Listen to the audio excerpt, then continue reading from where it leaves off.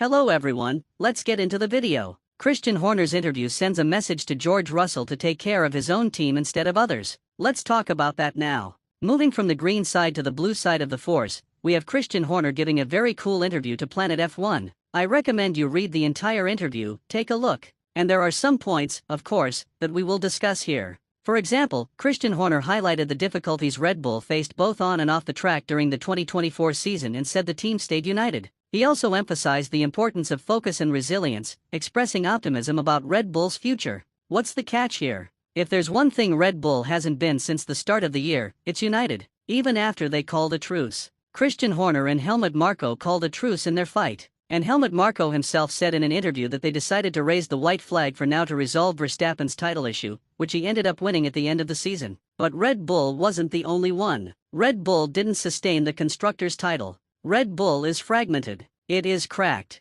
It is disunited. And that's a fact. From the Austrian side, from the Thai side, Helmut Marko versus Christian Horner. Max Verstappen publicly declaring his support for Helmut Marko. So, the team is not united. The big exits Red Bull had last year, which we mentioned at least 4 or 5 major exits that were not replaced, also show an internal problem. It's not financial because the Red Bull group has money, but still, there's an internal problem at Red Bull. And several drivers and managers have already said that there are people from Red Bull, mechanics, etc., sending resumes to other teams. And then we come to the second part of what I wanted to talk about regarding Red Bull, which is another article, remembering that all sources are in the description, because George Russell talked about it, saying that people from Red Bull were sending resumes, that they had already lost a lot of people, and so on. Christian Horner didn't like this at all. He had already commented on this before, and this topic continues to generate content, let's say, with people talking to Christian Horner, interviewing him, and asking questions. Christian Horner basically told George Russell to shut up, saying that George Russell should worry about his own team, not others.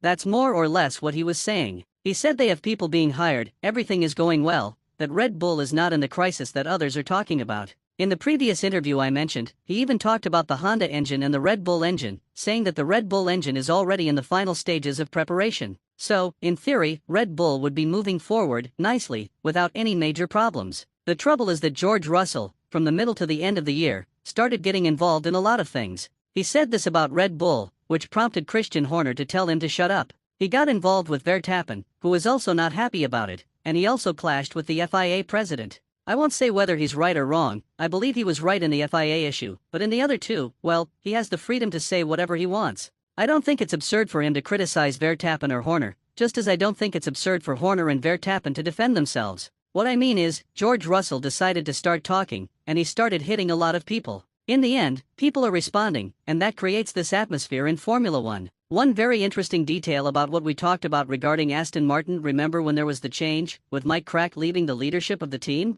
I mentioned that Stroll was impatient, that Stroll was, in a way, showing once again, just like he did with Admar Safnauer, that he wouldn't tolerate long periods, and you can put long in quotes because work in Formula One is indeed long, it's not overnight. He wouldn't tolerate reasonable periods without significant results. Well, interestingly, Ian Gale and Alex Kalina-Ukaz, who are journalists from Motorsport, wrote an article talking precisely about Lawrence Stroll's impatience. At the same time, he shows all his support for the team and has been understanding in this growth process of Aston Martin in Formula One. The coolest thing about all this is that Mike Crack talks about the subject. Mike Crack addresses that Stroll wants to win, he has a hunger for victory, he is not a guy who just came to make up the numbers, he really wants to be among the top. And the start of 2023 for Aston Martin, which was quite exciting, didn't repeat itself. The team kept falling, and in 2024, they continued to fall, which tested Lawrence Stroll's patience. I won't say Stroll is wrong because he's investing a lot of money, hiring many high-caliber people to take this project forward. We know that Sebastian Vettel has already been at Aston Martin, now you have Alonso,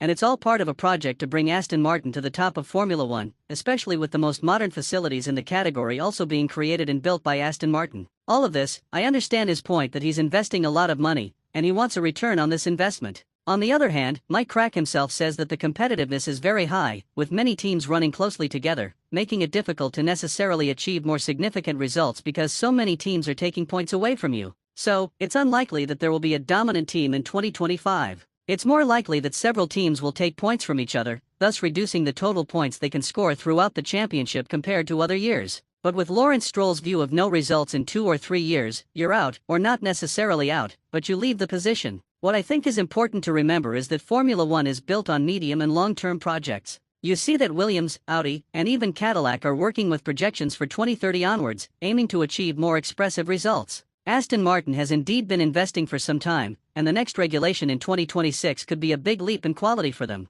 They could definitely be among the top teams. But still, it's a long-term project. If you look, Stroll has been in this with his own team for a few years now. It's not like he started yesterday, and even so, the results are not what he would like, because Formula One is not built overnight. I want to know your expectations regarding Aston Martin. Do you think that with all these hires and Stroll's leadership, things will move forward? When I say Stroll's leadership, I mean the father, obviously, not the son. Let me know in the comments. Don't forget to like and subscribe to the channel.